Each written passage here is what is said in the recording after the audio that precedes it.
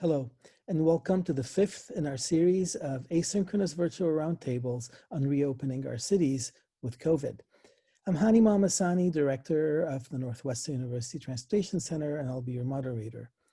An asynchronous virtual roundtable is one where the interviews have been conducted at different times and integrated into a single roundtable, which will be then followed by a live Q&A session.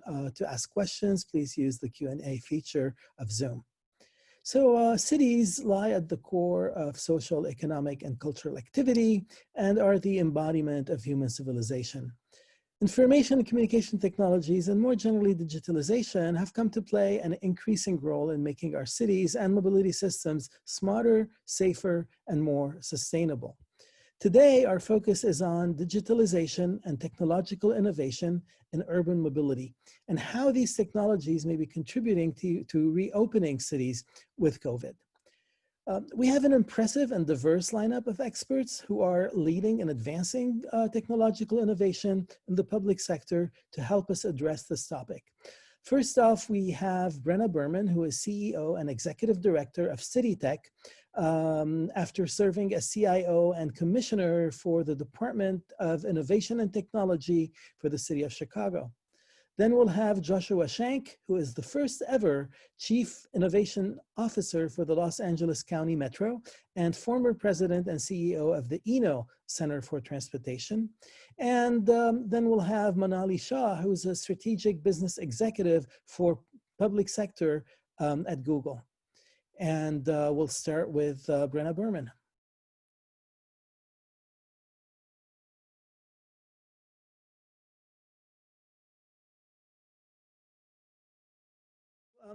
Brenna, you're CEO and Executive Director of CityTech.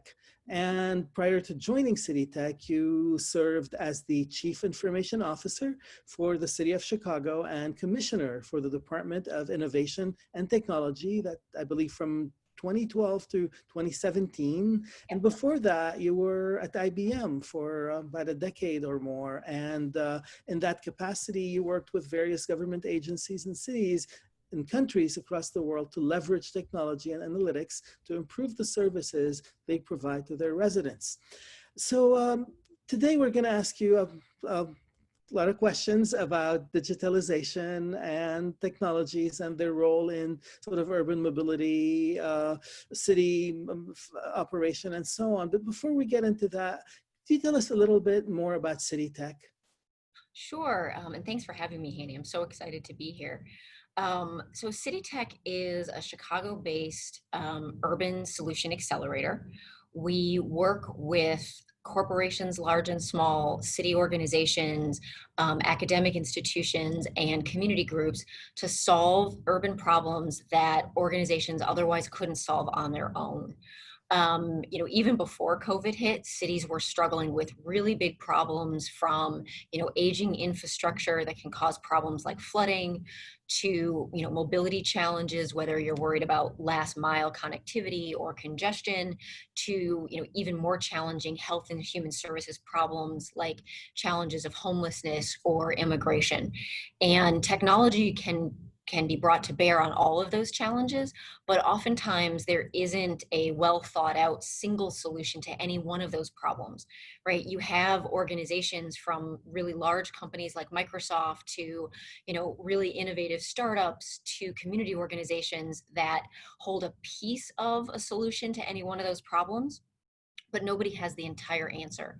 So CityTech was founded when I was still CIO to bring together all of the organizations that are needed to bring together a scalable, maintainable solution to an intractable city problem.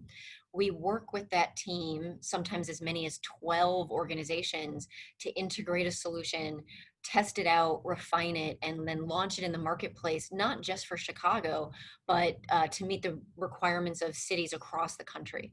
So we really do think about, not just things that work here in our own backyard, but how those solutions can scale up to a large city like London with lots of density, to small cities like, some of our small cities here in the Midwest, like South Bend or Akron, which might have less density and view those problems differently than a place like Chicago does. Excellent. So in the period BC before COVID, Right. we were witnessing rapid developments in leveraging communication information technologies to make our mobility and our cities smarter, from wireless sensors to IoT, from parking apps to integrated payment systems, digital portals to e-government.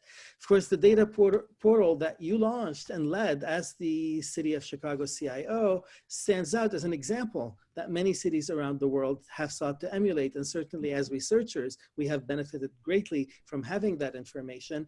Would you say that the COVID crisis has slowed these developments, or has it given them even more impetus? Yeah. Well, I mean, certainly cities have a number of new priorities with COVID that they have to prioritize and focus on. So like many things, technology still struggles for its seat at the table. But I think what we are seeing is certain solutions are accelerating because of COVID and the needs that is created. And so there's two examples from Chicago and then a couple of others that I'll cite. Because data is so important in understanding, both the spread and the success of treatments around COVID, we are actually seeing, the importance of open data and data in the role of communication around COVID and how, states and cities are faring, and what that means for reopening or, if your kids are going to school. Mhm. So one of the programs that we are part of here in Chicago is the Chicago Health Atlas, which really is actually an open data portal for public health information. Mhm. And that's actually played a role. We were able to pivot pretty quickly to bring together some of the COVID related incidents data from the city and from the state into a common location for residents and even researchers to leverage. Um, Align that information with some of the underlying conditions that we know increase your chances of having complications from COVID, to really help both communities and universities that might be researching the situation really understand what's going on at the community level in Chicago because of COVID. And we want that to be data driven. And we use the portal not only to share data, but to also help educate communities, frankly, around all of these terms that weren't common, dinner table conversation terms. Like, I don't know about you, but comorbidity wasn't regular in my vocabulary until a couple months ago. And we know that that's true for, we try not to say the average Chicagoan because I don't know who that is, but if you were an accountant or you were a store clerk or a high school teacher, you may not have known what a comorbidity was.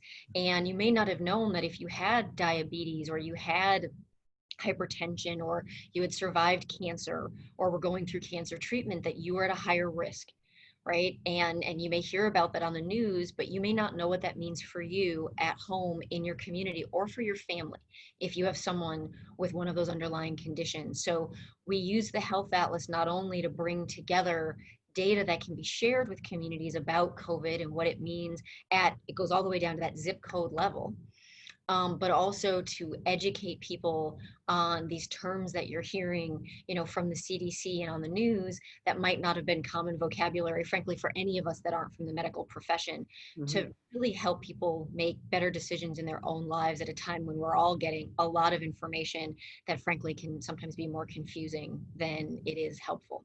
So Um, staying with the health example, the Illinois Health Department, for instance, has been very transparent and real time in posting and sharing stats about cases, yeah. hospitalization at the county and city levels. Um, how effective do you think this has been? I mean, I find, for instance, the indicators that they have to move Right. from one phase to the other, the dashboard, et cetera, to be very informative, very Yeah. effective. But do you think this has helped maybe reassure people, or maybe nudge safer behaviors, possibly promote trust in the leadership?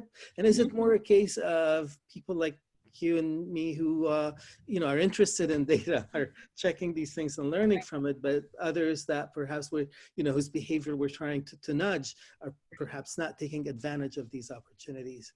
I mean, I hope so. I think that the state's done a really good job of creating data visualizations that resonate with people who may not use data every day in their work the way that we do, Mhm. to help them understand that their actions, wearing masks, staying socially distant, really do have an impact on the numbers here in the state and the city.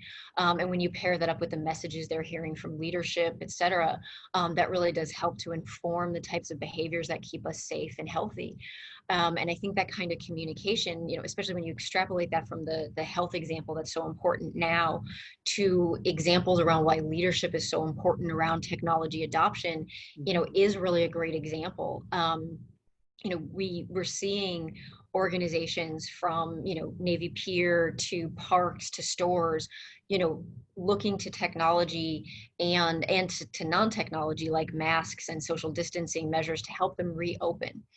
And communication is a key part of that, right? You could put in place all of the health and safety measures that are required by the phases that have been outlined by the governor and the mayor, and you can put in place all of the things that are required. You can go beyond those requirements, everything that you feel is important to make your place of business or your place of where visitors can come to be as safe as possible. And if you can't communicate that in a way that people understand that it is safe and appropriate for me and my family or whatever to visit your place of business, for whatever service it is that I need, it's not going to matter that you've made all of those investments. So the communication example that I think both the state and the city have set around the transparency of data, and Mhm. frankly, the very clear messages about what is and isn't the best thing to be doing right now, especially given the amount of information that's out in the world and the amount of confusion that exists when you're trying to make personal decisions. I think the example that the state and the city have set has been really, really wonderful, especially given the level of confusion and the complexity of the situation. I agree, absolutely. So, as we enter a cautious reopening phase here and around the world, where do Mhm. you see the greatest opportunities for smart city technologies, particularly in areas related to mobility, including telemobility, that is the ability to conduct activities remotely? And we Right. could maybe tackle a few examples one by one, and you could give me your reactions to those, and how technology may be helping promote or mitigate negative aspects of these activities. Mhm. So first, let's talk about public transit, public transportation, and increasing the public's trust in transit and shared mobility in general. Not Mhm. surprisingly, transit and TNC's Uber, Lyft, ridership has dropped dramatically during the Mhm. crisis and beyond. Yet we know their role is essential to our city's functioning. Yep. Where do you see technology helping build confidence back, whether it's tracking vehicle locations, Mhm. monitoring and communicating real-time information about crowdedness Right. aboard incoming vehicles? Mhm. Any comments for us on that? Sure. I mean, I think the good news is we're starting from a foundation of proven technologies, which is great, right? We had a long relationship, CityTech, of working with the CTA and a number of innovation measures. I mean, we're like, as a Chicagoan, I've always been proud of how innovative the CTA was, and I know like we may not always feel that way because we ride the CTA every day pre-COVID, and sometimes I think take for granted actually just how innovative the CTA has been going back years, right, to Bus Tracker, which we were one of the first cities to have that. And now we just take it for granted that we can plan when our buses were coming. And the CTA has been thinking about capacity management for a long time. Mhm. And pre-COVID, capacity management was about crowding on some of our bus lines. And frankly, and they've been thinking about last mile connectivity for those parts of our city where it's hard for people to connect into service and where they don't necessarily have the volume and density of service, to make their commute as short as we might like it to be. The CTA has been grappling with those issues both from a policy and a funding and an innovation perspective for a long time. So there's a lot of proven technologies that the CTA has been evaluating and looking to use and that are available to them. Mhm. What's changed is the parameters. Right now, capacity management isn't about trying to set a floor around safety and keeping capacity low enough that you're not a sardine in a train. Right now, capacity is setting that floor lower for social distancing and health reasons, but it's still a capacity management challenge. Mhm. And leveraging ideas around, managing from both the supply side and the demand side. Um, and so like I was saying, the good news is the Chicago Transit Authority has a lot of experience around innovation with technology. And frankly, we're just honored to be a partner in that and working with them. It's the parameters that have changed. And that element of creating trust is something that the CTA is well aware of. I think the element in any of the new innovation pursuits because of COVID that I would call it are sort of twofold. One, we have an opportunity to create hybrids that is a more open opportunity now than I think it was before. Right before any time as CityTech that we were working, in and around any government, not just in Chicago, and whether we're talking about transit or infrastructure innovation or social program innovation, we were always hampered, and hampered is the right word, by the cultural structures that had established the status quo. Mhm. And this is as true in government as it is in the private sector. The status quo is hard to move. And you know I would hate to call this a silver lining because COVID has been so extremely disruptive to our communities, especially underserved communities. But because it has been so disruptive, I do think there is a willingness to look at innovations that lead to hybrids of, in the mobility system to bring together public transit and rideshare opportunities and micromobility in a way where there would have been cultural restrictions around combining those models before that are just not there anymore. I mean, the same is true for the office versus work from home models where, the knee-jerk reaction before COVID was, not for every company, but in general, we don't work from home. You have to come to the office for us to know you're working.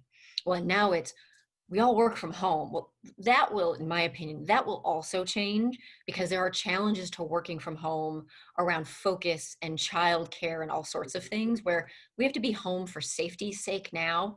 I think there's a hybrid or an opportunity for a hybrid where every company can define the model that is best for their business model and their employment opportunities. And there's an openness and a falling down of these cultural barriers that makes those hybrids possible. And the other element that is much more in the forefront than it ever has been before is the concept of equity Mhm. and the fact that every employee that you have or every resident that you serve is not coming to the table from the same background and with the same needs or expectations of how to be served or what they expect from their transit authority or their employer, and being mindful of how to structure your service to meet the needs of a diverse population, to achieve that notion of equity, is something that frankly was not as present a conversation as it is today, which is I think frankly a much more important development than COVID, right? Absolutely. COVID will be addressed. It's something that we will, Mhm. knock on wood, get under control sooner rather than later. The racial equity question that must be addressed for our society to continue to develop is going to be much harder to address than a And, pandemic. and we'll and we'll get back to that question later. And it's interesting, we featured President Dorval Carter of CTA in our Mhm. very first of these roundtables on reopening cities. Mhm. And you're absolutely right. They really think ahead. They recognize the constraints, but they're Mhm. not letting the opportunity, I guess, slip away to innovate. And it is quite Yes. admirable. So the second area is e-learning that I want to ask you about. Yeah. That's a tough one, of course. Is this sustainable for schools, children, and their parents? Do you see examples of school systems, cities, or states that are actually leveraging technology in innovative ways to help transform this experience from what may be dismal for some to possibly acceptable and effective? So I am not an e-learning expert, and I am a parent who is going through this transition sort of front and center. That makes you an expert. Well, and it's hard not to answer it as a parent. Mhm. as opposed to someone, from a policy and technology innovation perspective. I think that from preschool and kindergarten all the way through higher ed, because higher ed is probably the industry that's been most disrupted, to be honest, by COVID. If you have to pick one industry that's been most disrupted, I think the reckoning of education is overdue and extensive. And I think it's going to take a very long time to fully respond to to all of the challenges that COVID laid bare for education. And I think I think hopefully one of the biggest changes that this will bring about is I think the discussion around the digital divide had gone far too quiet for a problem that had not been addressed in almost every city. And as soon as we sent kids home to go to school, and putting aside for a moment the challenges of taking an in-person curriculum and just putting it online as quickly as we had to without giving teachers much time to think about it, because online education is not simply delivering an in-person curriculum through a WebEx like we're talking now. As I said, I'm not an expert, but I am fully aware that there's an entire industry around how you properly build an online delivery of education.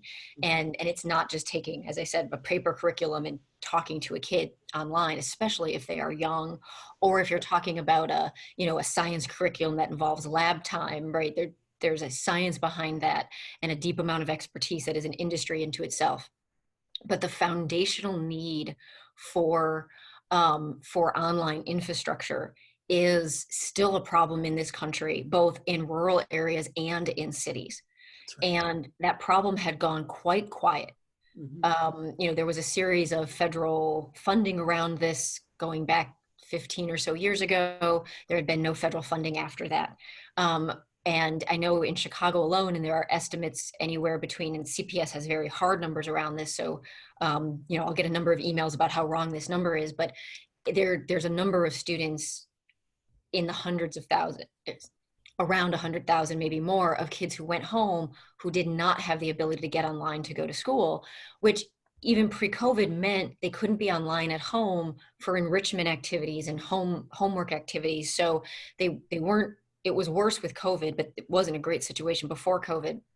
So my hope is that this highlighted the fact that the digital divide challenge was still a major challenge around equity of access and an opportunity around economic development and education for families that could not be online. And there's a number of efforts underway in Chicago and in other cities to reignite the passion and necessity around solving that digital divide, which frankly only becomes a bigger problem as technology becomes more and more the driver of our future around jobs. So the third area is a little less controversial, hopefully. E-commerce. Clearly, delivery companies are big users of tracking technologies for everything from order processing to supply chain visibility, delivery tracking. Yet that data remains very much proprietary to the respective companies, rarely shared to improve planning for neighborhood traffic design, reclaiming the public space, congestion, and so on. Do you see opportunities on the horizon for public-private collaboration for the public good in this regard? Sure, and this might be where I'm a little Pollyannish, and we've actually done a couple projects in that area where, there are, I always believe that there's a win-win when you bring public-private partnerships together, and because there's data on the public side, not necessarily public data, that can improve the supply chain as well, especially when you're talking about, complex urban delivery. And the couple of projects we've done has actually been not just to the benefit of the public in terms of, traffic congestion and air quality, but when you improve the delivery on the city side because of congestion and air quality, you are also improving the timeliness of the delivery for the companies as well. So there is a win-win there. I think the challenge is around that is competitive data. You have to respect that. So you can't simply say to any company, there's some benefits, so just give us your data.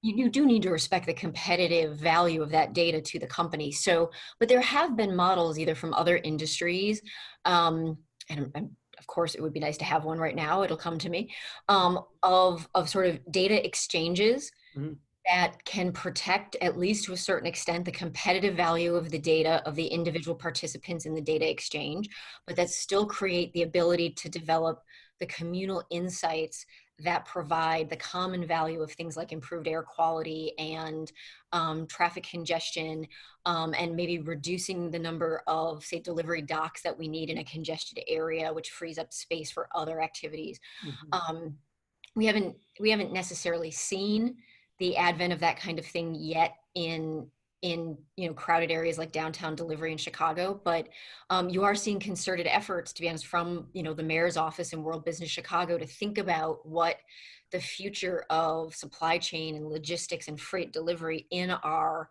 crowded core, Mhm. what that looks like, and I'm pretty optimistic, frankly, about the innovation that can come out of that, that can respect the competitive nature of the business that's driving that and also benefit the city and its residents. So one of our colleagues at the Kellogg School advised our Business Advisory Council partners to sharpen your spears during this period, by analogy to early hunters that spend sort of lulls in activity to get ready for the next round. And Mhm. I think it's a good analogy for cities as well. Yeah.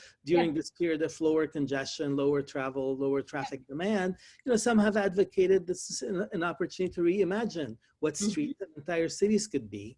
Sure. Certainly, London has sort of been pushing in that direction. Yet it appears our agencies, as you alluded to earlier, are mostly trying to navigate through and out of the crisis, keeping essential functions going and so on. But do Mhm. you see this as a missed opportunity, or is there work going on behind the Yeah. scenes to emerge better, stronger, and more sustainable? Yeah, I think there's more going on, and I do think you can see some of it. It's a perennial challenge in government, and there are some models that can help with this, but it's a perennial challenge in government to move beyond the firefighting of the day, Yeah. right? And to be clear, there's three fires going on right now that government, whether you're talking about city or state or even federal, are trying to deal with, right? You have the pandemic, you have the racial equity challenges that cities are facing, and the protests and the looting, which are not the same, coming from that, and then you have the economic crisis that is here, no longer looming, but here. And it can be very hard to recognize the opportunities that those three crises can create to full scale sort of rethink about certain services. Um, and and there are ways to create capacity in government. I mean, that was the genesis of CityTech, was to create technology innovation capacity for cities. Mhm. And there are others, but there are things going on both in Chicago and other places to reimagine ways that the city can better meet the needs of their residents, and we have that opportunity. You're seeing it in some of the street designs, and the Department of Planning and Development is taking advantage of the fact that, one, our streets are not as crowded because there just isn't as much activity going on, and we have this need to provide outside public space for economic activity, right? Because restaurants can function outside, but not every restaurant has an outdoor patio. So how do you create that space? So you've seen like some of the streets that have been closed to allow for that outside activity. And it does beg the question of, do we need to reopen those streets? And you've seen this even pre-COVID, right? You've seen the creation of pedestrian streets, et cetera, in other cities, right? That's been a big push in Paris and other places.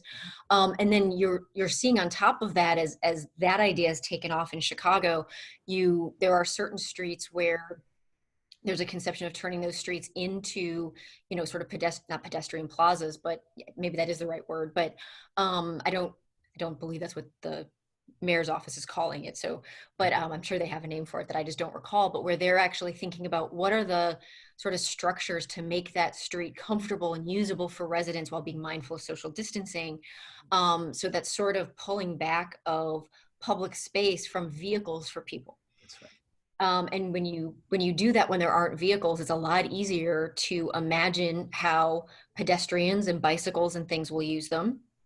And we're actually working through that concept as well with Millennium Parking Garage, right in the middle of downtown. It's the largest parking structure in the country, if not the world, like 3.8, 3.2 million square feet. Like give that a minute to think in. it's enormous. There are still thousands of cars parking there every day, even now.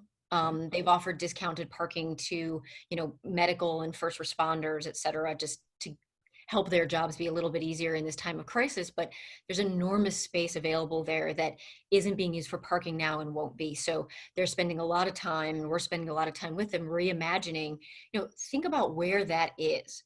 Right? It's in the middle of downtown. Can you think of any more, especially from a commercial perspective, but more valuable real estate? And not just from a monetary perspective, but in terms of just the usability.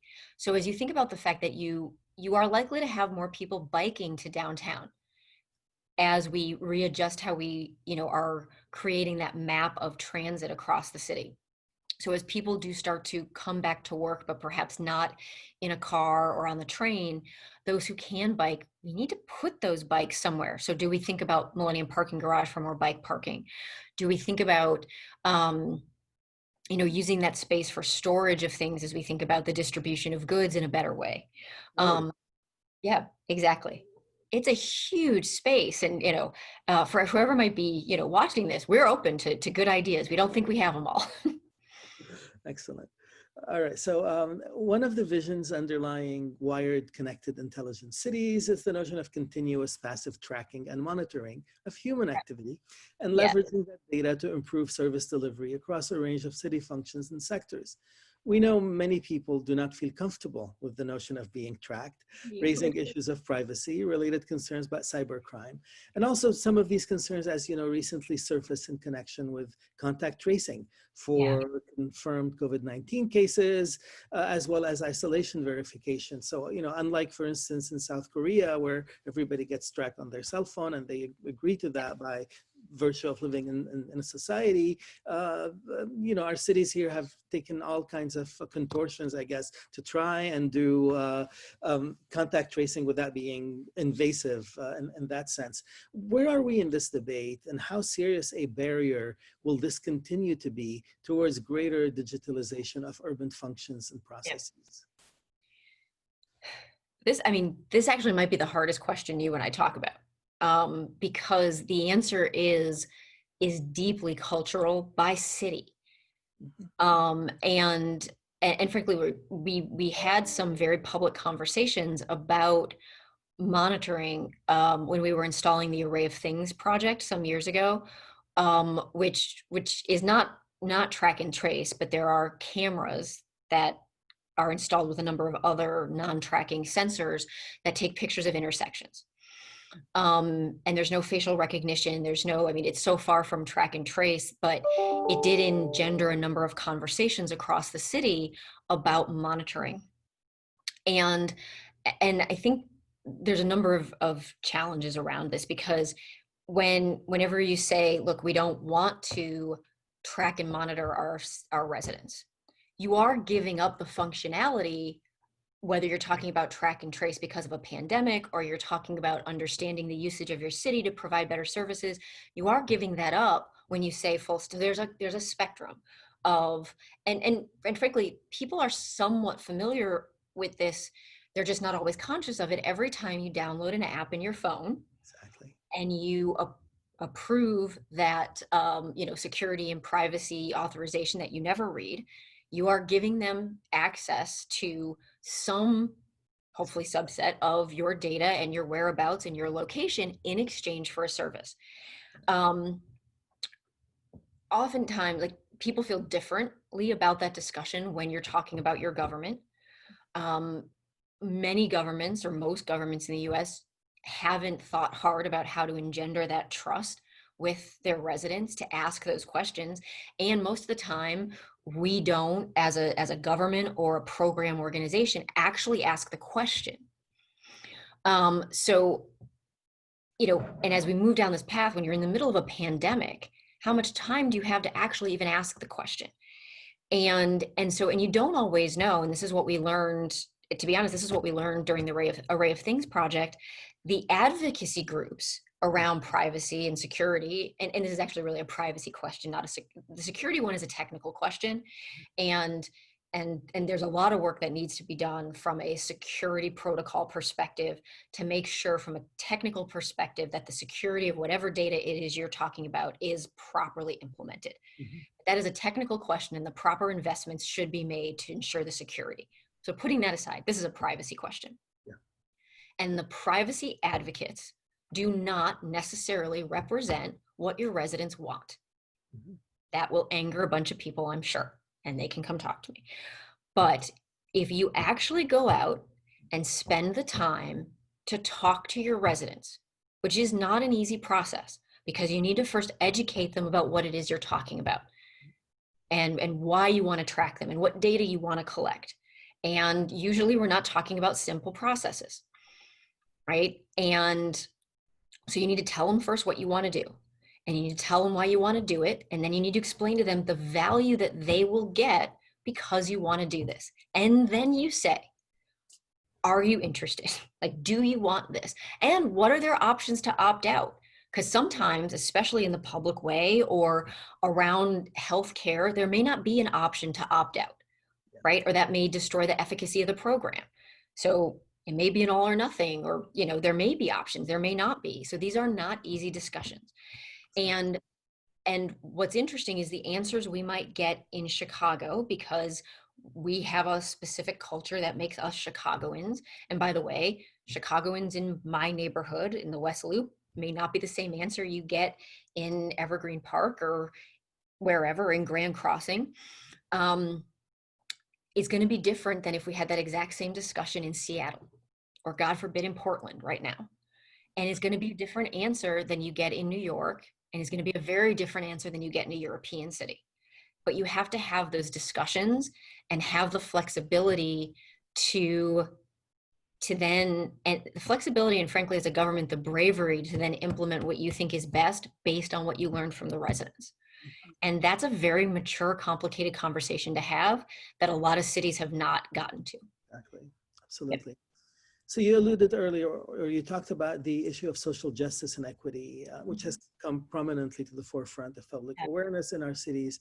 Do you see technology as promoting inequity or as a leveler that could help equalize opportunities for all? I think that depends on how thoughtful and how prominent equity as a component of your implementation is, right? Technology or a technical solution is agnostic, but we all know that the bias in either the design of a product or the implementation of that product, like that there is bias in the design of a product or the implementation of a solution. And one, just taking ownership of the fact that that is true, and then recognizing that there are steps and processes that that one can take in addressing those biases, and being willing to have the honest conversation about that. That's an incredibly important thing to do. My team is far from perfect about it, but it's something that we acknowledge and are actively trying to be better at. And this is it's an incredibly complex thing to address when you do work in the public way, and when you do work that directly impacts and hopefully engages residents. So the way that we address that, or try to address that, is by engaging residents in the steps of our process. It does make things take a little bit longer, but at the end of the day, we think that means the output of our work is stronger, more responsive, and hopefully more equitable. And I think that as an industry, technology is at the very beginning, I think, of understanding how that works, how it should work, and how we make our industry better and more equitable, whether you're looking at equity from a racial lens or a gender lens. Okay, so on the sort of in the silver lining category, what do you see on the horizon in terms of technologies and deployment that improve life in our cities, especially as we look post-COVID? I think there's, and it's going to be two big categories. I think we're going to see some rebalancing between cities that open up opportunities, and this could go well or it could go poorly. And I think that means there's an opportunity to influence that. Because many people are now more mobile because we're not tied to a location because of our jobs, and even because of schooling our kids really at this point. Um, People who were once tied to larger cities because of work or because of the type of lifestyle that they wanted, with cultural experiences, restaurants, etc. But mostly because of jobs, can now frankly look to second or even third tier cities as truly options for where they want to live.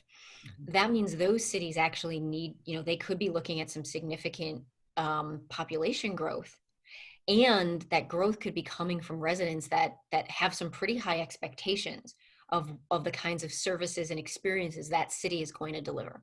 Not necessarily the city government, but the entity of that city, that location. And that offers a real opportunity to meet that new bar, and also be prepared for that influx of population. And technology is a really good way to help achieve that new expectation. At the same time, right, that shift in population creates new challenges for the cities being left behind. And I always view challenges as an opportunity, but again, you need to set about understanding what those people who are choosing to stay in our larger cities, what their expectations are, what their desire is. you know um, Technology can be a very powerful tool in helping cities be happier, healthier, and more productive in their service to residents. But you need to understand what happier, healthier, and more productive means in your given city, because the definition of that in Chicago is different than in San Diego, than in Akron, than in, you know, Winston-Salem. Pick your city. And so it's incumbent upon the government leaders of that city, the civic leaders of that city, to spend time thinking about what that means and what that means for their residents post-COVID, as they go through a sort of racial equity reckoning, which is going to be different in those cities because it's not a cookie cutter. I can't tell you which project you should do first. I can't tell you what's going to matter most today and what's going to matter most in 5 years, because it's going to be different everywhere you go. So, in your experience, have you found that city, agencies are more receptive to change and to technology, or are you finding even more barriers? So, I worked in city government for just shy of 8 years, and I've worked with city governments my entire career, which is more than 8 years. And I think, look, there are always a couple of folks that have been around long enough to ascribe to the "this too shall pass" sort of philosophy, that if they don't like with what you're doing, if they think it's going to be too much work, they will hold on until you leave. And they are right, because you will eventually leave and they will outlast your project. For the most part, city employees are highly dedicated, mission-driven professionals that don't get the credit that they deserve, and have a huge number of ideas about how to do their job better, about how to do their department's job better. And I think as anyone, like as a CIO or someone who is coming in looking to use technology to help Chicago be better, the greatest source of innovation and excitement and energy for me in a job that was really hard at times was the, I get the name, like 32,000 employees in the city who had a bunch of ideas, who just wanted to be asked, how would you do your job better? What's the widget or the process that would get you out of bed tomorrow? Because at the end of the day, they're residents too. Their kids are growing up there too, right? Their grandparents lived there, right? They built Chicago. Even if they're recent immigrants and just got there, they all picked Chicago. And I think that's something. So, I'm not saying there isn't any resistance, and sometimes there's like cultural or institutional resistance, but as a whole, those individual employees have more ideas than I ever had. And the best thing I could do was collect them and help them figure out how to make them become real. That's a really good point. Do you have any final thoughts for us today? I think that I would go back to the point that, the level of disruption we are having right now across the sort of three prongs of disruption of COVID, of the reckoning of the lack of racial equity in our country and how we do better, and then the economic disruption that is frankly much worse for the people in our country who are in like the bottom third of our economy, that that those represent opportunities for us to do better. And we have an opportunity to not incrementally build on what was there, but to actually fully rethink institutions that aren't serving us anymore. And and this is hard work, but to get to a place of building things that truly deliver on the promises of what cities can be and what our families can be. And that's a really unique opportunity that probably won't come along again in any of our lifetimes. And so we shouldn't squander it. Thank you very much, Brenna. And we certainly look forward to continuing and strengthening our collaboration with CityTech. Absolutely. Thank you. Thank you. Thanks.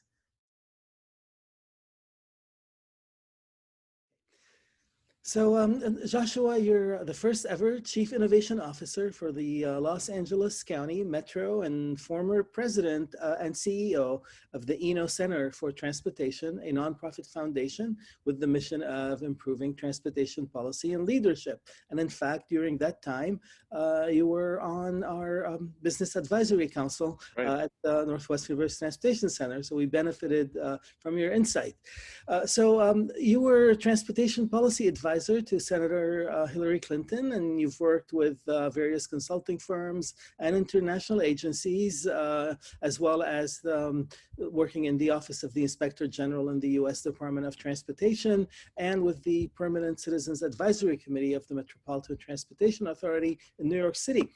So you have quite a bit of experience in all forms of urban mobility. But my first question to you is, could you tell us a little more about what your role as Chief Innovation Officer for the Los Angeles County Metro entails, because that is a rather unusual position. Yeah, it's unusual, and also, you know, we're in the Office of Extraordinary Innovation, so we decided to make it unique. But so the job is essentially guided by two main tools, right? One is that we're responsible for public-private partnerships at Metro. So Metro is an unusual transit agency. Like, we do operate buses and trains, but we also plan and build infrastructure throughout LA County. And LA County is, you know, the largest county in the United States. So it's a big job. It's almost like being a state DOT, right? Right. So we're building the infrastructure, we're planning the infrastructure, and we are looking to bring private financing to bear in order to deliver those projects, in some cases, through PPPs. One of the processes we put in place, though, in order to help deliver P3s was an unsolicited proposal process, which allows anyone to submit ideas for how they would either deliver a project better or maybe even just bring a new technology to Metro. So through that tool, we've been able to bring innovation in a number of areas, including project delivery, but not limited to project delivery. And then the second tool that we have is that we're also the strategic planning arm for Metro. And that means that we set the vision for where Metro should go, what we're trying to achieve over the next 10 years. And we finished our strategic plan in 2018, and now we're responsible for monitoring and implementation of that plan. And some of the things in that plan that are very cutting edge are not implementable from any specific department because they're so new and different. And so some of the things in that plan actually fall to us, such as the traffic reduction study, which is looking at how to implement congestion pricing in Los Angeles. So a lot of cool stuff that we're up to try to transform LA over the next decade or so. Very interesting. So our theme today is digitalization and technological innovation in urban mobility. And of course, in the BC era, before COVID, we were witnessing rapid developments in leveraging communication information technologies to make our mobility in our cities smarter, from wireless sensors to IoT, parking apps to integrated payment systems, digital portals to e-government.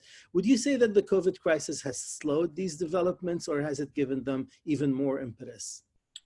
Well, both, because it has certainly we've had to hit pause on spending money on testing new stuff, right? That's just not happening. We've got a major budget crisis. We rely on sales tax revenue, we rely on fare box revenue, and those are obviously down significantly.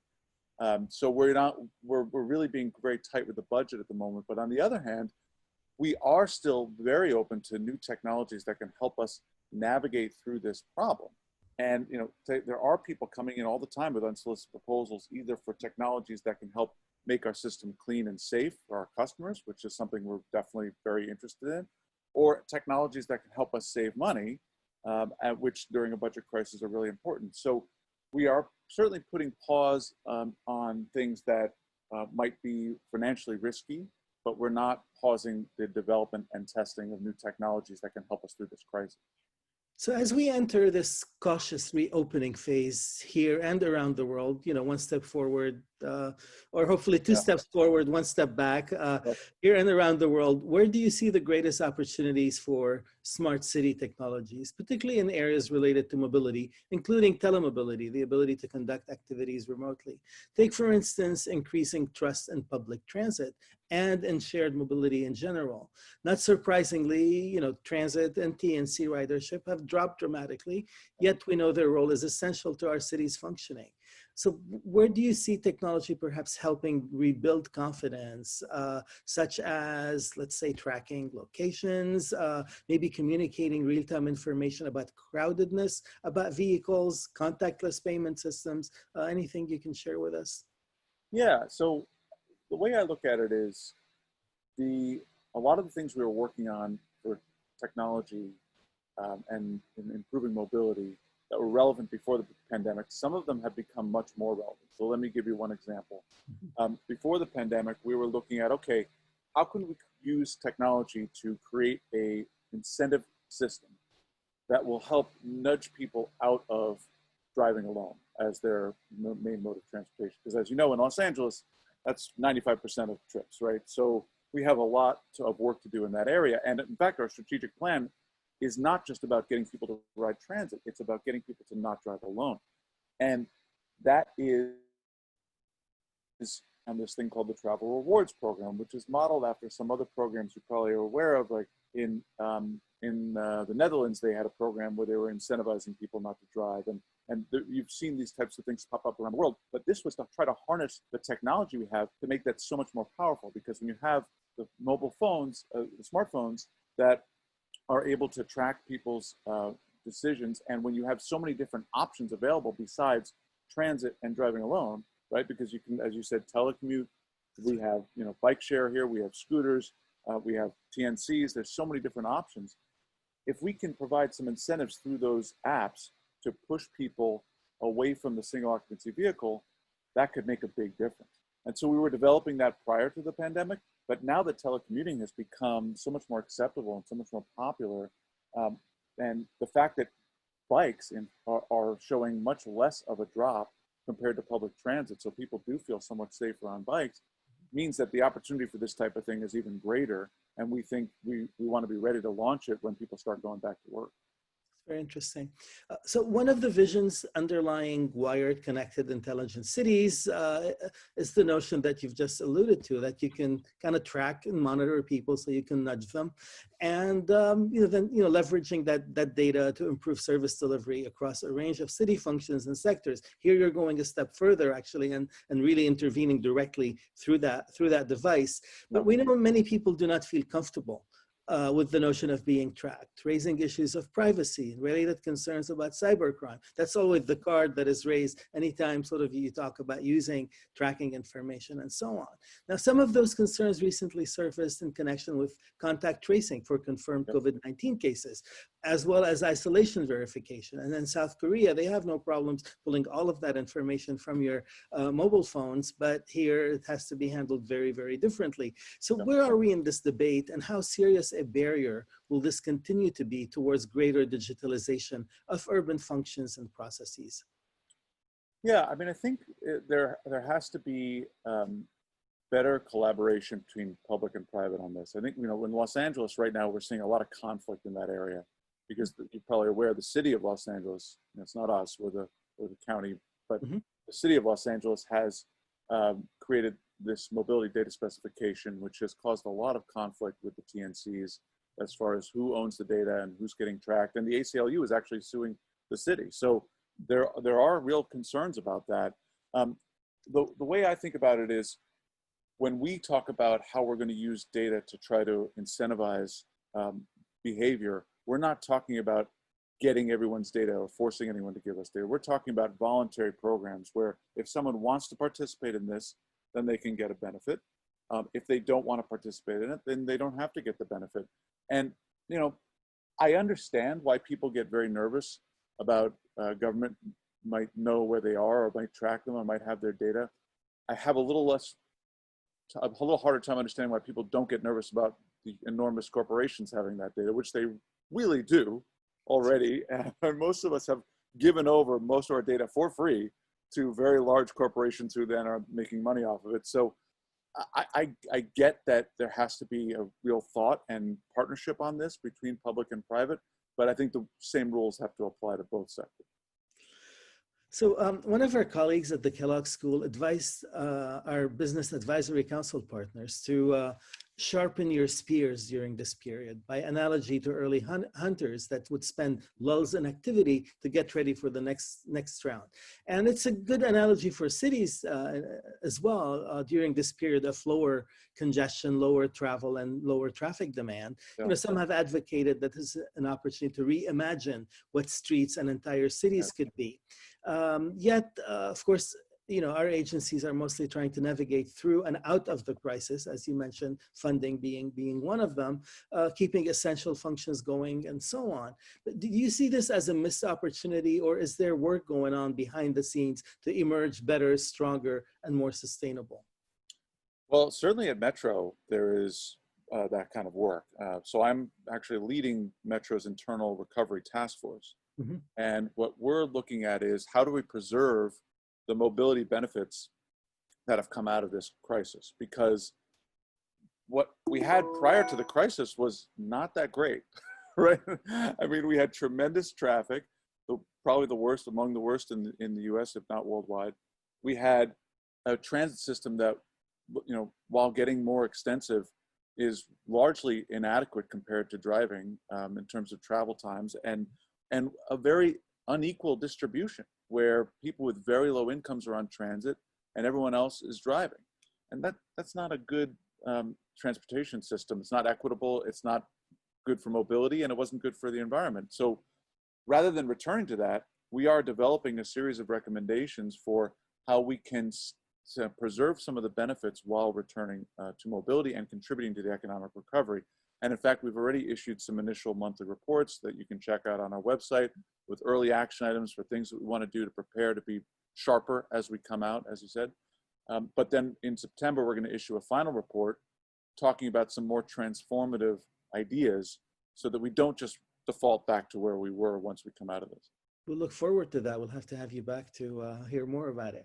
So recently, of course, the issue of social justice and equity has come prominently to the forefront of public awareness in our cities.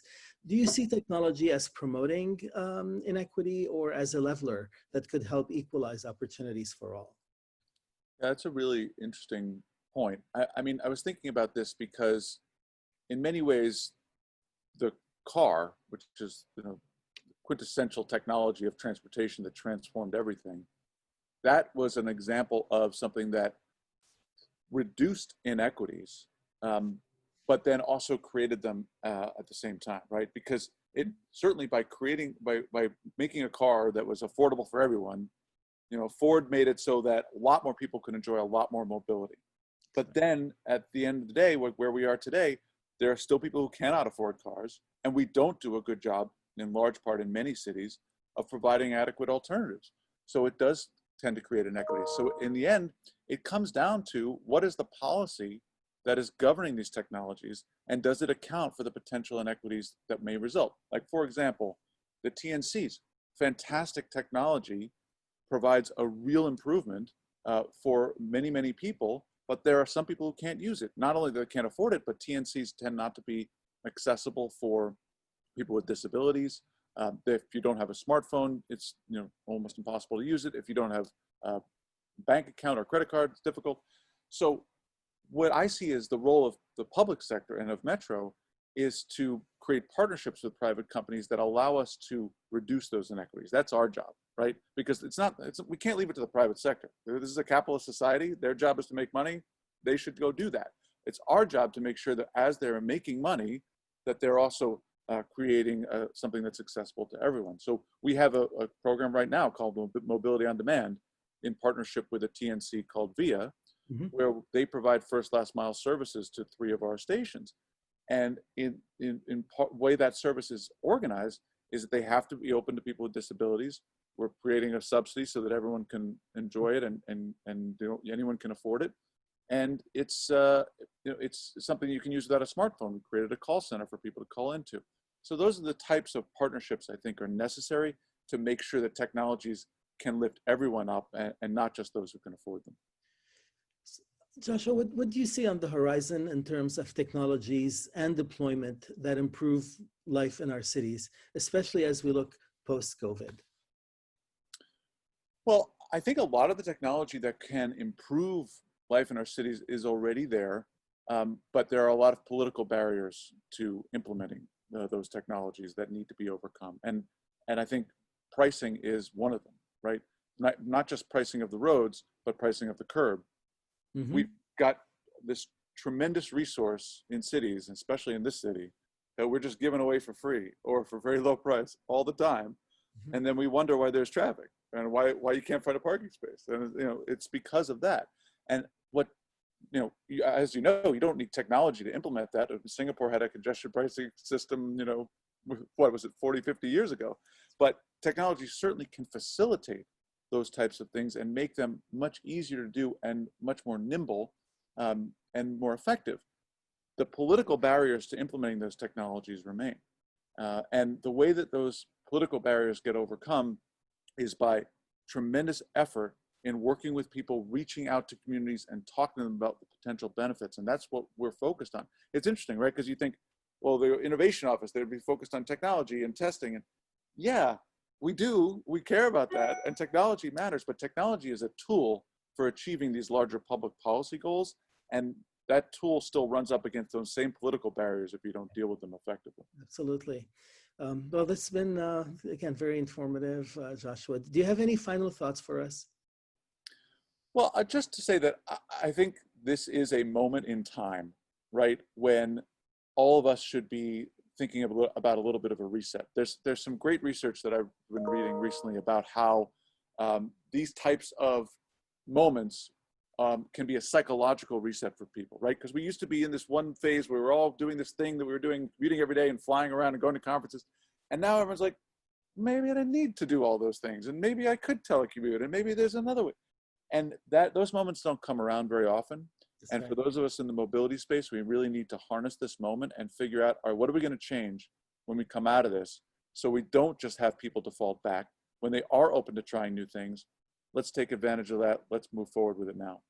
It's a big natural experiment, the likes of which we don't often, have an opportunity to do. So that's exactly. Great. Yeah.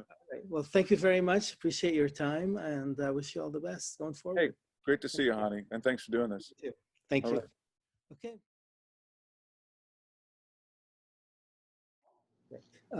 So Manali, you're a strategic business executive for public sector at Google. In this role, you drive the creation of smart cities and mobility solutions that address the needs of public sector agencies. Previously, you were director of intelligent transportation at HERE Technologies, and you led the company's work with transportation agencies in the areas of smart cities, connected and automated driving, and traffic management. You've, again, held several positions before in consulting and engineering and so on. Quite a bit of experience, I guess, in applying new technologies and driving technology innovation in the mobility field.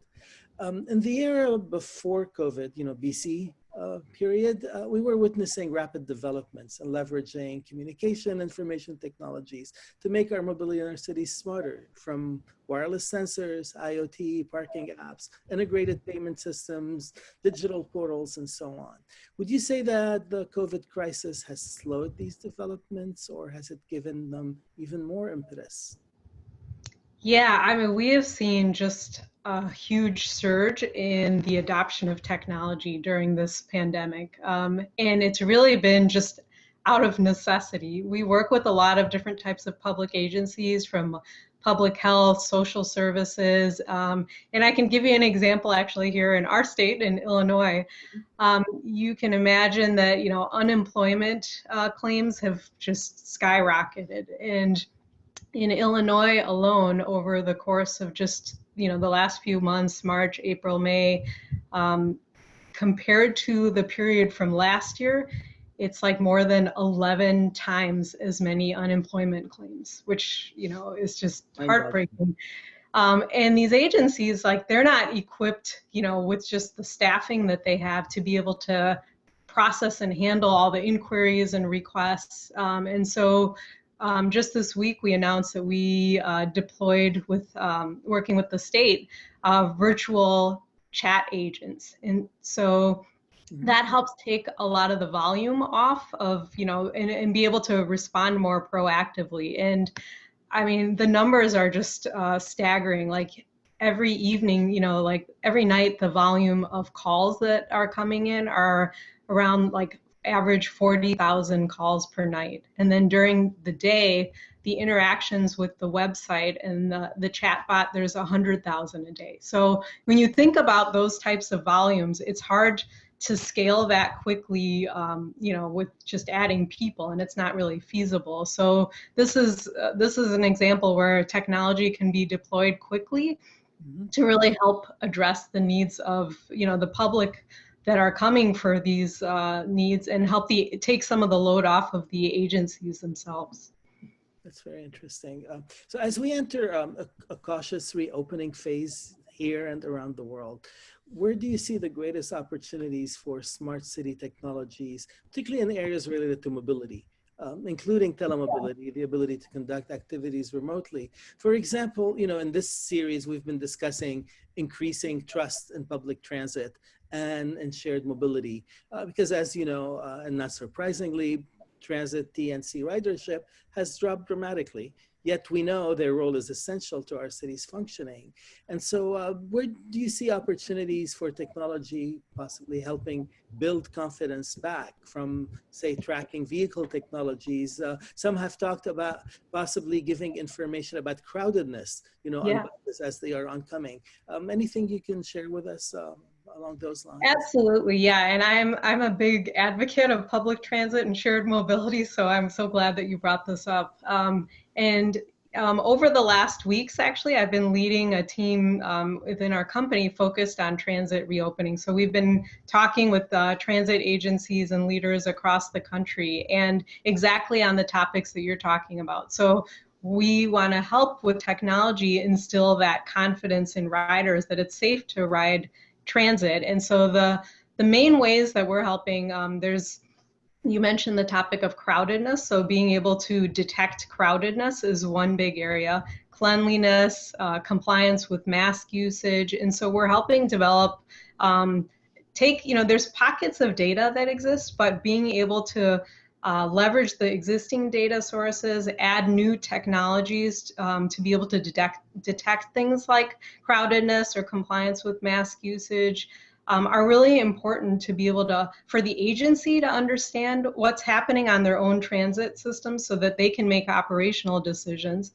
And it's also really important to convey this information to travelers. And so we're working on both aspects so that they're able to manage all these new dynamics that are arising, but then also being able to deliver the right information to travelers to be able to feel confident that, okay, I know if I'm going to get on this train, I understand what the procedures are, I understand and can feel confident in the practices the agency is taking to ensure safety. And then I also know when's a good time to travel, because I understand, this is a crowded time or a crowded line. So we're helping agencies across all of these dimensions. Very interesting. So I guess for planning purposes, during the crisis, your company has shared data on mobility and activity patterns of residents in various counties and states in the US and also around the world.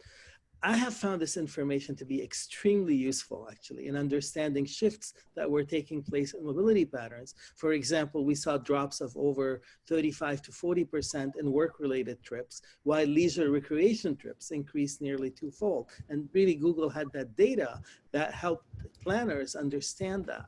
So this type of information at a more granular level could, in my view, revolutionize transportation planning as we know it, from models to policies to processes. And I know you deal more with operations rather than, I guess, the planning side, but could you comment perhaps on if and how either Google or others might be advancing this further by making such data available maybe on a regular basis or on a granularity that might support a much more micro view of activity and mobility processes?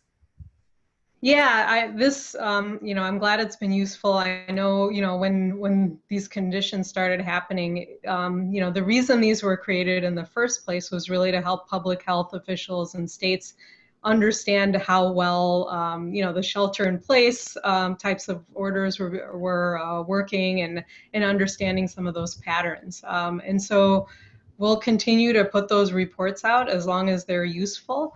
One thing we have done is, they were originally available through a PDF format, and now they're available in our data analytics tool called BigQuery, so that data is available to make it easier, to be able to do different types of analyses with it. Mm-hmm. Okay, great.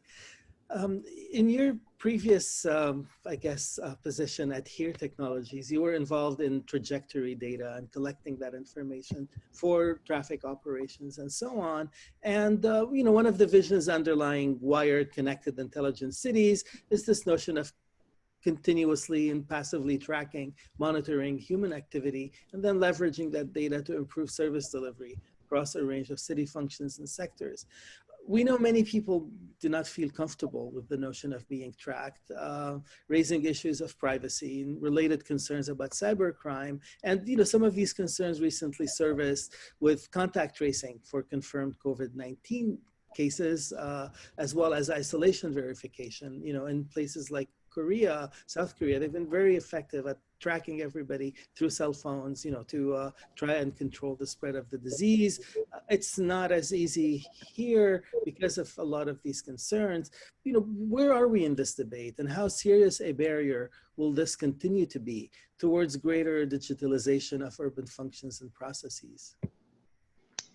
Yeah, that's, contact tracing, those kind of practices have been around for a long time, and they've typically been done in a pretty manual way, with people calling and collecting data. So we have seen that there is more options now, and we're creating more options for, digital contact tracing. But privacy and security are very important. And so the way that we've seen states and agencies implement these is really taking an opt-in approach. So collecting the information digitally, but enabling the users to opt in terms of like what they're sharing. And generally, it hasn't been location tracking and those types of things. It's really more focused on collecting information about the symptoms and things like that make the process of contact tracing easier. But I think it's definitely in our country being able to make sure that we have transparency in what data is being collected and enable users to opt in to digital tools or traditional approaches is important. Just in the way that we're in the way that our agencies and citizens expect. Mm-hmm. So before COVID, of course, the transportation community was really looking towards connected and autonomous vehicle systems as sort of the next big thing. And, as a community, we've been trying to get cities and our transportation systems ready for deployment and able to leverage the capabilities of connectivity and autonomy. I guess that my perception is possibly the health crisis has stopped or slowed these efforts. Is that your perception as well, or do you think it has actually given even more motivation for the value that driverless technologies might accomplish at a time where human contact and interaction are suspect? Yeah, that's an interesting question. I think the work is continuing, right? I think this is a long-term game where I don't think the immediate circumstances are going to, either stop things or like rapidly accelerate them, because the work that needs to take place, happens over a longer period of time. And so I think I've seen, many agencies, many private sector companies are just continuing the work.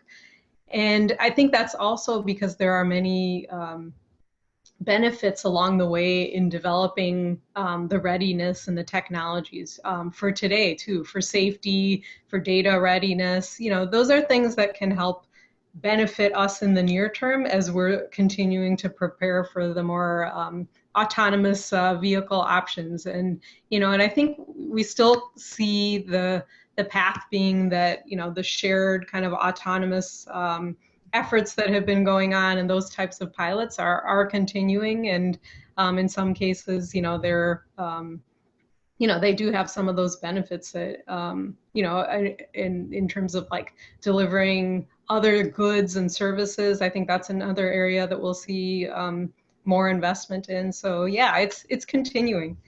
But recently, the issue of social justice and equity has come prominently to the forefront of public awareness in our cities. Do you see technology as promoting inequity or as a leveler that could help equalize opportunities for all?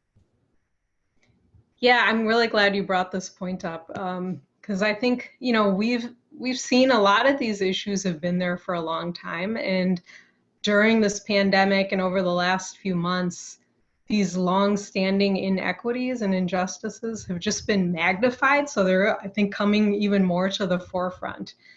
I see technology as a tool that can address inequities, but not on its own. So there's a combination of approaches that I think makes sense.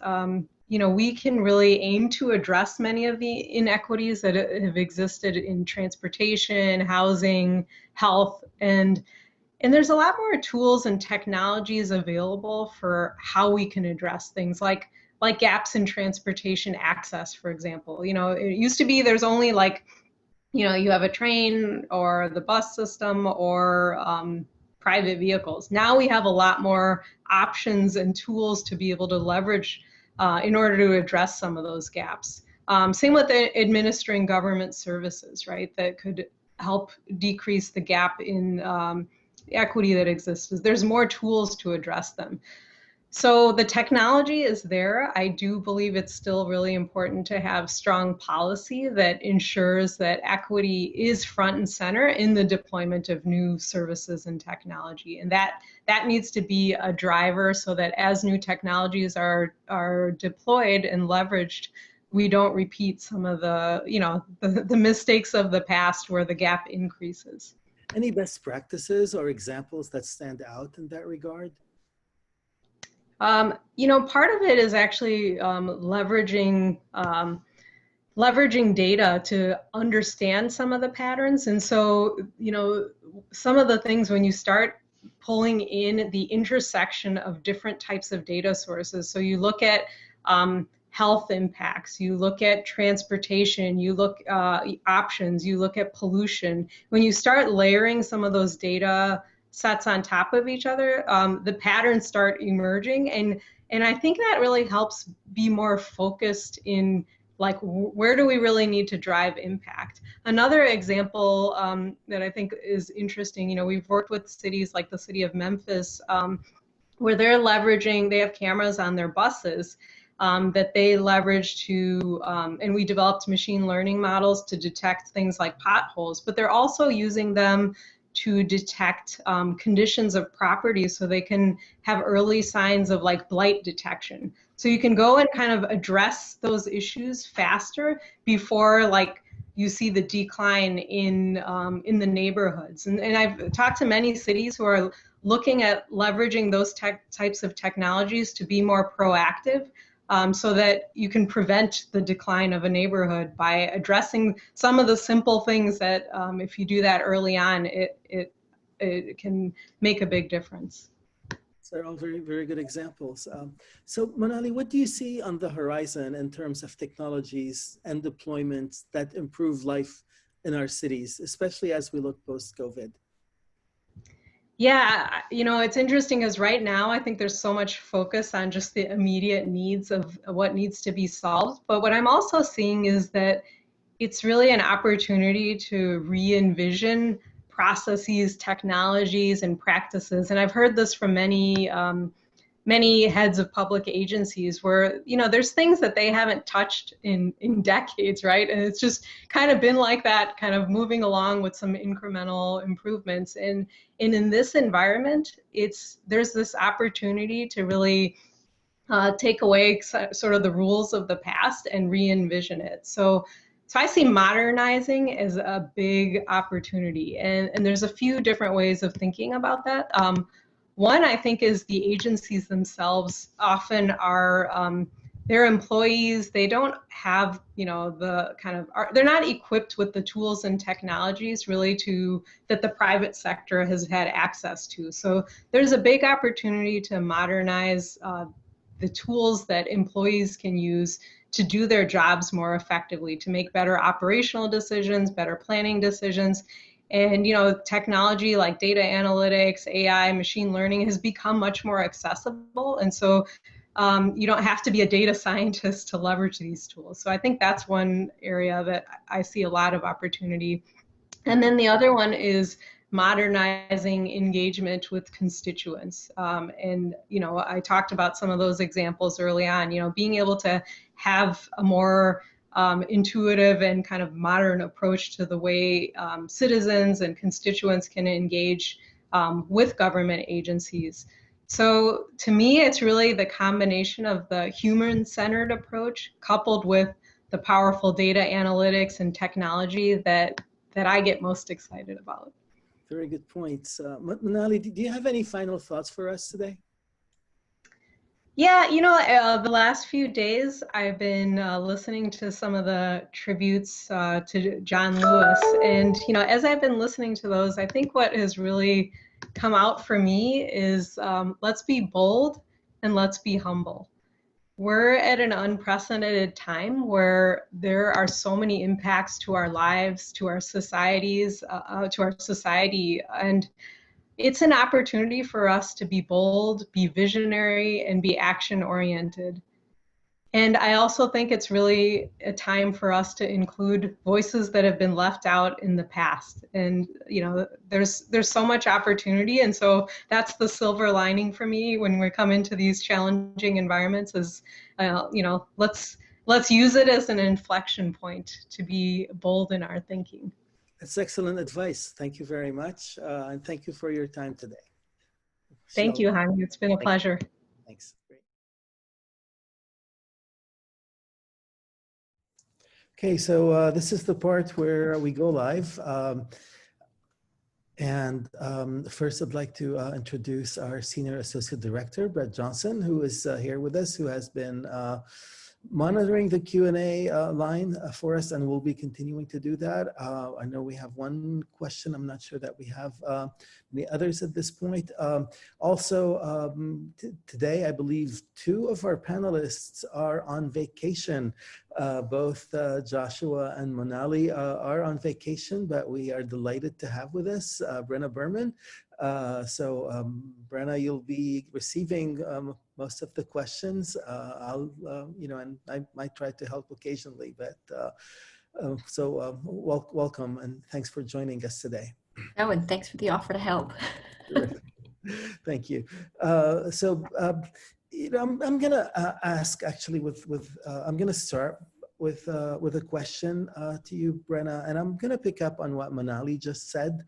In fact, in terms of what she saw on the horizon, in terms of where she saw opportunities, because I believe some of these do resonate a lot with what you were telling me. And I'm particularly looking at the part where technology is used for engagement with constituents and some of the opportunities that this creates, and I guess what she called a human-centered sort of approach that you then combine with AI and analytics and so on. Could you perhaps, and I know, again, this resonates with you as well, could you perhaps elaborate a little more on that from your perspective?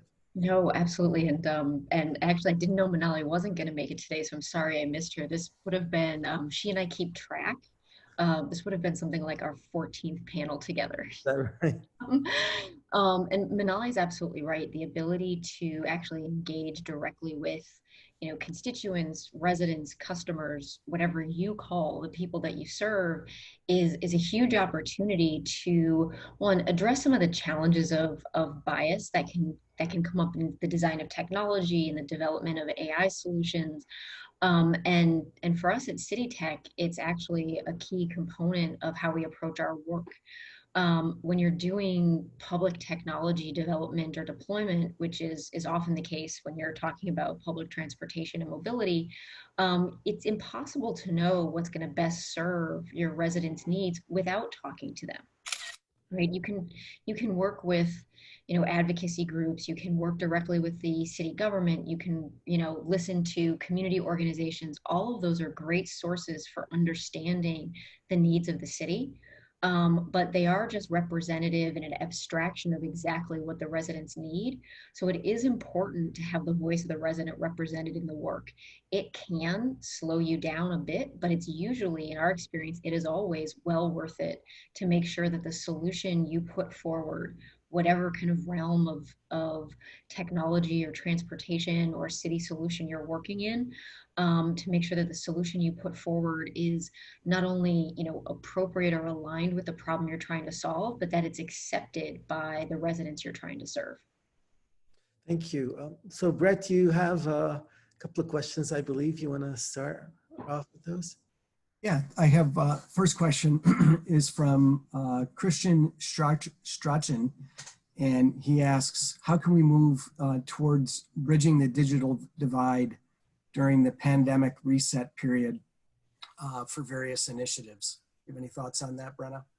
Yeah, Christian, that's a great question. And one of, I think it's hard to call out a silver lining to COVID-19, but if there is one for me, I think it's the fact that it's sort of re-highlighted the digital divide that exists in our cities. The digital divide in terms of high-speed access is something that was top of mind, 5 or even 10 years ago. And it had gone a bit quiet in my opinion. I mean, there were certainly still people where that was, their everyday job and passion to address that. But as a public policy concern, I think it had gone a bit quiet in lieu of other issues. And it wasn't until, we sent across the country millions of kids home to go to school, and then on top of that, millions of workers home to go to work, that we realize there are still a number of families in our cities and rurally that don't have the connectivity they need to engage in our economy, and at this point to go to school. And that has sort of re-highlighted this problem of the digital divide, which becomes more and more important as we become more and more dependent on emerging technology for every aspect of our life. And there's always two aspects of it. The first is the infrastructure, right? That the nuts and bolts of people just accessing high-speed internet. And then there's the skill sets to make value of that. And so you do have to address, both requirements of bridging that gap, the first being the infrastructure and the second being the skills to make use of that infrastructure. And I think you're seeing different plans emerge to do that across the country. And I do think as we see changes and new policies emerging at the federal level, you'll hopefully see the best of those kind of begin to knit together into a federal policy as well. Very interesting. Brett, you had another question. So I have a second question here, and I want to invite everyone, if you've got a question, please send them into the Q&A button. This is from Ale Torki, who has a question, and maybe Hani, you want to address this one as well. But the question is, considering COVID-19, do you think pedestrian streets or better allocation of public transportation should take the lead considering scientific research? So should we look towards streets or public transit?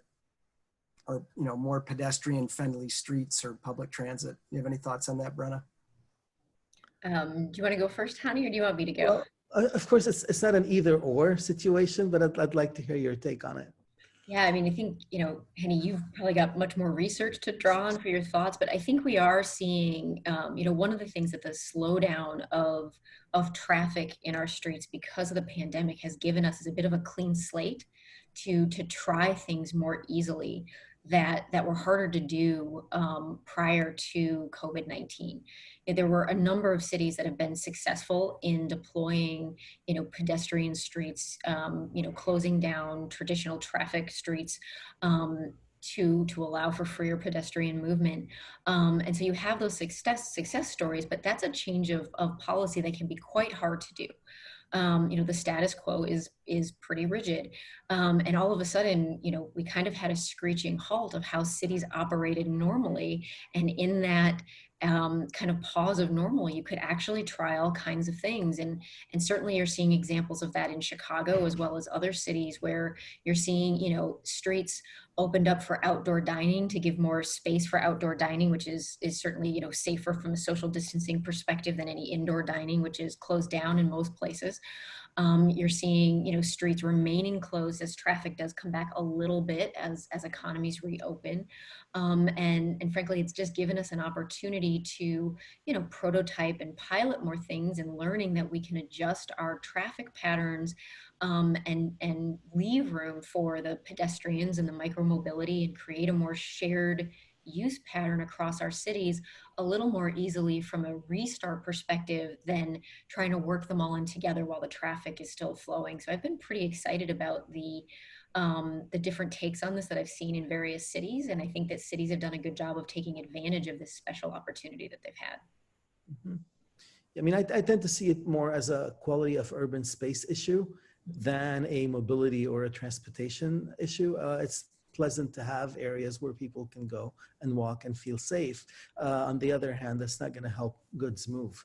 And so there's always, that part of it. And if people are only sort of driving just so they can be in a pedestrian zone to enjoy it, what have we necessarily sort of accomplished from a sort of mobility or sustainability perspective, and that's not clear either. I think it's more a question of we'd like to have sort of a more organic approach to it, where any neighborhood you can walk, but you're also going to have this vehicular traffic that also needs to move ultimately. And it's a complicated issue, but as you said, there is an opportunity to rethink at least some areas, and in terms of how we approach that in our cities. So it's very challenging. Okay, I have another question for you, Brenna, from Jim Corboy, who asks, which Chicago or Illinois Midwest transportation or logistics firms or business leaders will be most noteworthy for the greatest responses to rising to the COVID challenge? Encountered any through CityTech? It's never good to pick favorites like that. I'm going to sidestep Jim's question a tiny bit and say that, I think that, and I've always felt this way, that Chicago, has a history of being an innovative leader around logistics and transportation. Back to the time of trains, of even goods moving across the Great Lakes. And obviously I'm going back a number of years.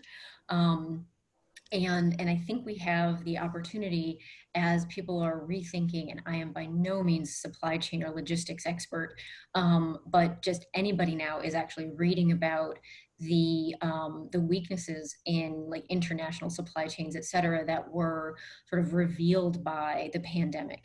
And people are rethinking how to manage those. And I think Chicago is really well positioned and had been even before the pandemic, but as changes to supply chain, as innovation in supply chain accelerates to address the weaknesses that emerged because of the pandemic, the companies that we have, both large and small, in the supply chain and logistics space in Chicago, are really well positioned to sort of increase their prominence in addressing those challenges. I think what can be key here is the ecosystem that we can create around that beyond any one individual company, right? Remembering that Chicago's strength has always been not any one company, and this goes beyond any single industry as well, but our ability to innovate in an ecosystem, right? To engage with local government when you perhaps need changes in policy, or to engage our university ecosystem when you're innovating on the research front, and how quickly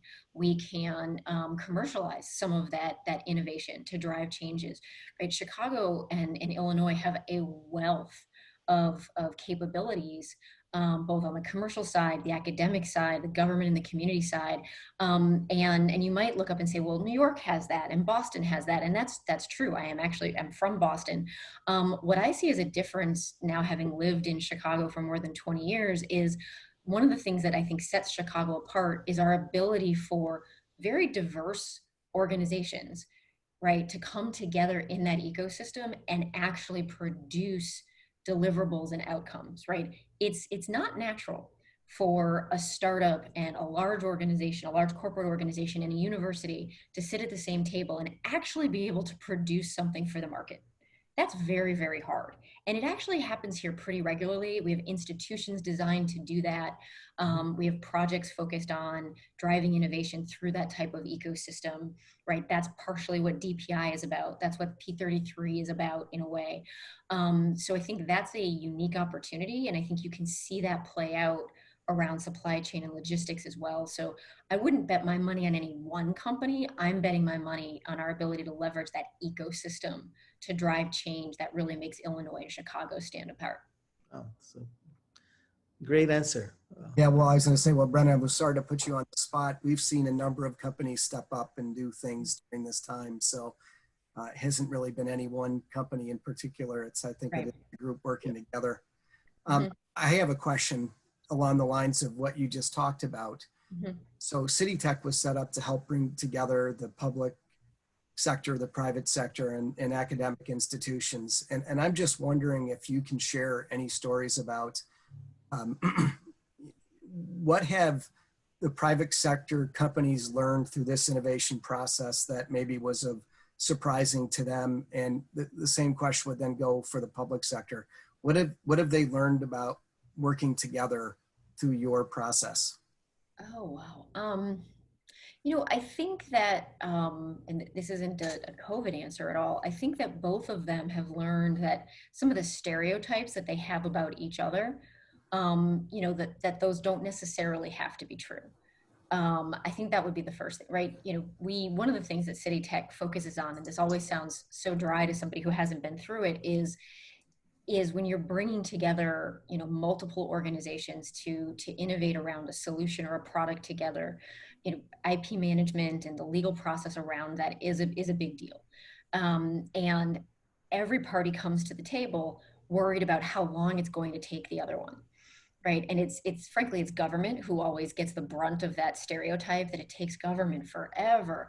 And I'll tell you that the corporations are surprised time and time again that it never takes the city the longest to complete their end of a legal agreement. Right, that the city lawyers are innovative and they are quick and they are committed to thinking. You would never want to say a lawyer's thinking outside the box. I don't know if that's a positive statement about a lawyer, but they do think creatively about how the city can team from an innovation perspective when we're working together. And I think that often surprises. That's just one example. I think that collectively, the different participants, whether you're talking about our academic partners, our corporate partners, our government or community partners, are often surprised that the stereotypes they come to the table with don't hold true as they begin to work together. And I think that's driven by the amount of time that we spend aligning these organizations' incentives around the problem. That when everyone understands why whatever work we're doing is important to the rest of the group, that everybody's sort of rowing in the same direction, the work becomes not easy, but easier. And that's really been, I think, one of the biggest learnings. I think the other one has been around understanding each other's incentives. I think that at the end of the day, there's this belief that, companies are only in their business, whatever that is, to make a buck. Now, at some level, that's always true, right? Companies have a bottom line that they have to achieve for their, for their stockholders or their board or whatever. And that is different for government, right? Government has in a lot of ways, a more complex bottom line that's driven by more than a profit statement.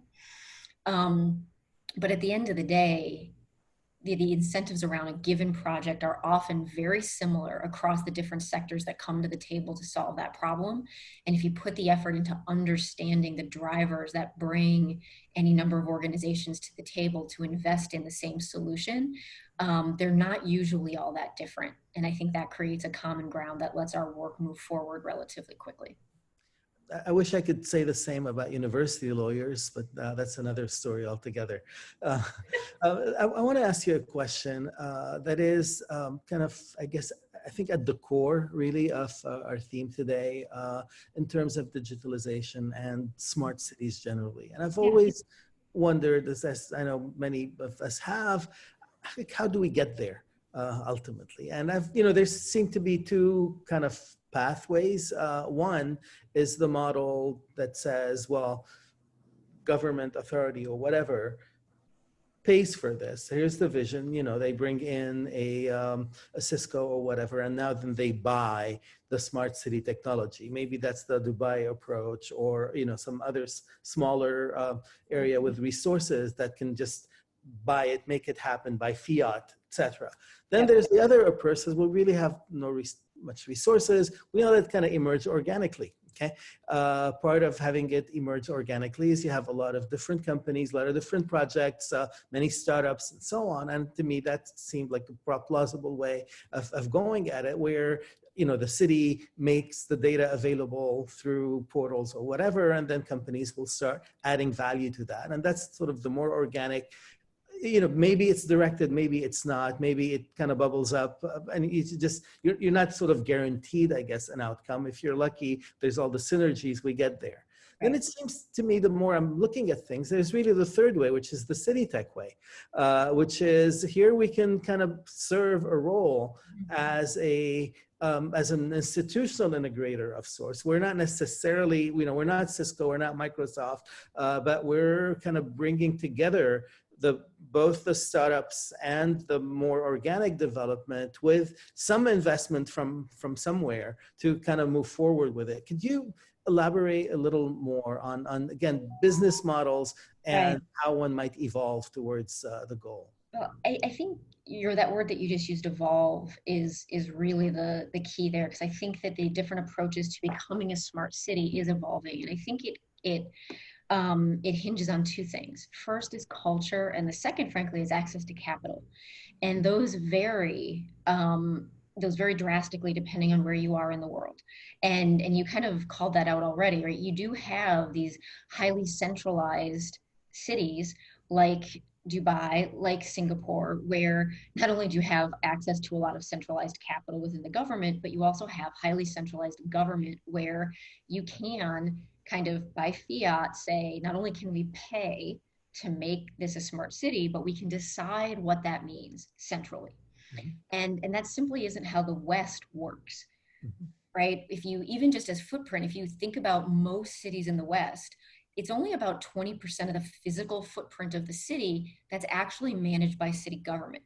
So even if you had all of the money, and you do have some very wealthy cities in the West, even if you put all of your city taxpayer dollars into making city government smart, you still have 80% of the city left that is not necessarily making those investments.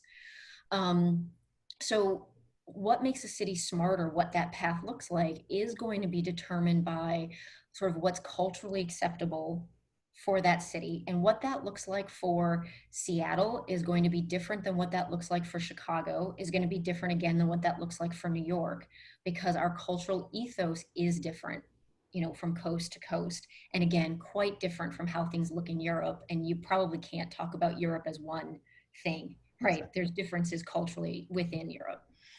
And the access to capital, I think, is the part of smart cities development that is that needs to change the most, and that is changing slowly, or the most slowly. Because so far, the development of smart cities has been almost entirely on the cyber side of the cyber physical systems. Mhm. And when you think about cities, like it is wonderful, and I am obviously a huge proponent, and it's been a big part of what's driven innovation in Chicago, of open data and of supporting, public-private civic collaboration, where, the city can be a platform to drive innovation that can create products and support startups. All of that is wonderful. I don't think that that is going to build a bridge or a highway, or, I was trying to think of a kind of water infrastructure, locks on a river. I don't think that, I just don't think that that type of cyber innovation is necessarily going to build major public infrastructure projects. And part of what's lacking in the smart cities industry today are those traditional investment approaches, like municipal bonds, et cetera, that traditionally finance large infrastructure projects all over the world.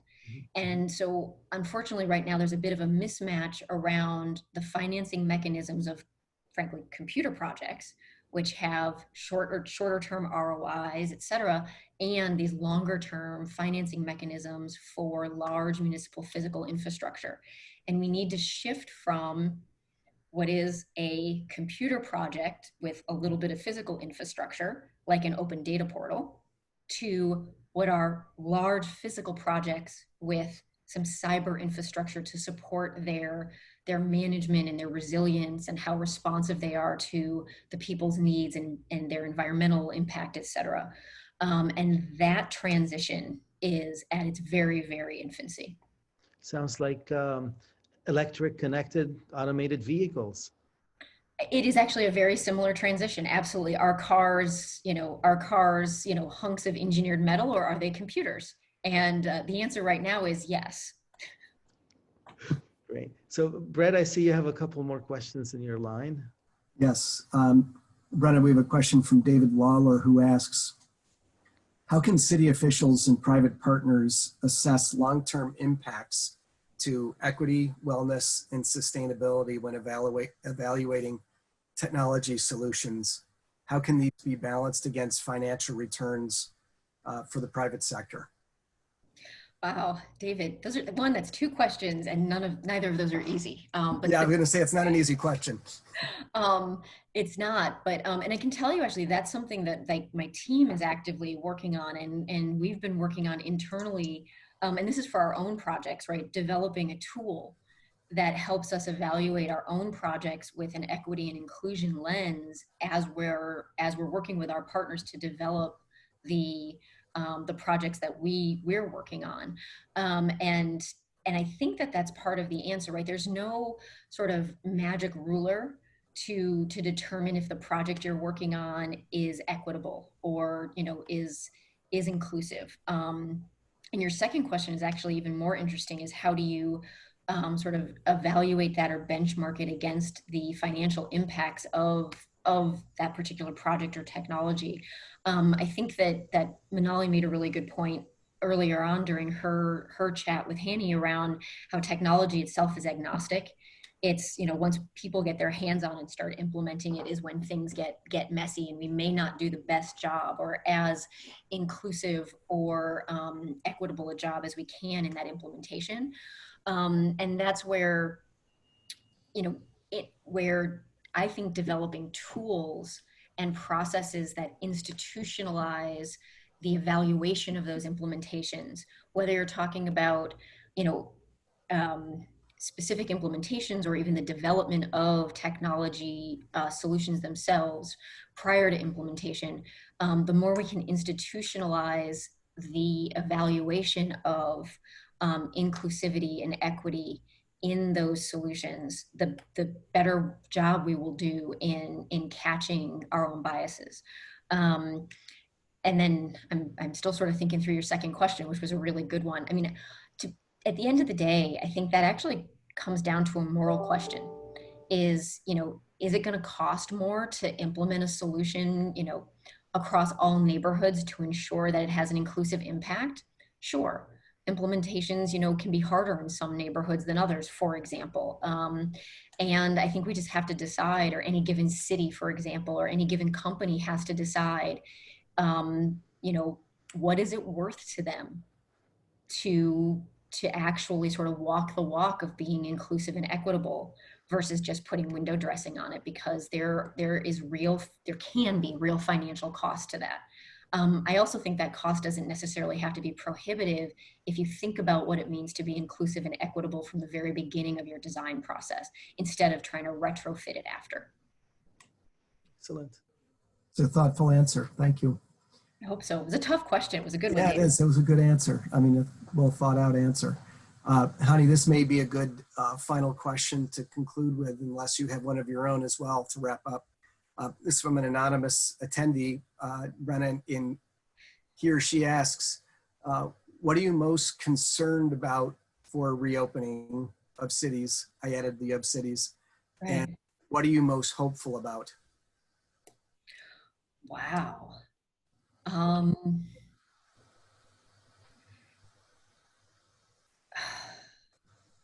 trying to narrow it down to most concerned. Like, that means I get to pick one. I mean, honestly, I think the challenge in the education space is the most intractable, whether you're talking about K through 12 or higher ed. I think the impact that COVID has had on education and our ability to reopen schools or college campuses, either one. And I mean, I have young school age children. I also have a large number of nephews who are all supposed to be going back to university in some form this fall. And that I just think is intractable, and the implications both from an economic development perspective and a behavioral personal development perspective of not attending school. It's so vast that I don't think we really have even begun to scratch the surface as to tactically how to do it like this fall to minimize the impact, or to even begin to understand kind of at an enterprise or holistic level the impact of essentially losing a year or more for the lives of all these young people. So my biggest concerns are in that education space, both personally and sort of professionally, in terms of the impact that if you're a city, whether you're a college town or a big city with universities, the implication is massive. And I think at the same time, though, you can flip that coin and say, you know, this is a huge opportunity for innovation, almost in every industry. And, you know, usually, you know, it's a rare opportunity for innovation to be truly disruptive, where you have the chance to not have to worry about, you know, the cultural restrictions that might be in place from years of, well, this is how we've always done it, or the technological, you know, barriers that you might have from legacy systems that are in place, and you have to respect those investments, or whatever, you know, structures are there to hold you back from full-scale disruptive change. Well, guess what? They've all been disrupted by something else, so you don't have to carry any of that baggage. So if, you know, if we want to consider, you know, major whole-scale change to higher ed, and I am not a higher ed expert, but it would seem to me like now is that time. Or if we want to consider, you know, whole-scale change to what our integrated transportation systems look like in our cities, I can't think of a better time than now, when they're running at such a decreased level that we can actually look at pilots and prototypes and new integration approaches. Because frankly, we just have more headroom, and we have the ability to consider new solutions and hybrid approaches that frankly probably would have been dead on arrival under previous conditions. And that's a pretty exciting opportunity for just about every industry. I think this is an excellent answer and a very good stopping point for us today. So thank you very much, Brenna, for being with us today, and for also all the thoughtful answers that you provided during the earlier discussion. Thanks to our other panelists who are not here now, but who also shared with us, again, some of their views on this important topic. And let me also thank our audience who has stayed with us for this roundtable as well as the previous ones. This is concluding the Reopening Cities series. We're going to take a break of a few weeks, and then we'll be coming back in the fall with a series on telemobility. So thank you, everyone. Thank you again, Brenna. Appreciate your time. Thank you both. This was wonderful. Thanks for great questions. Thank you. Thank you. All right. Bye-bye. Bye. Bye.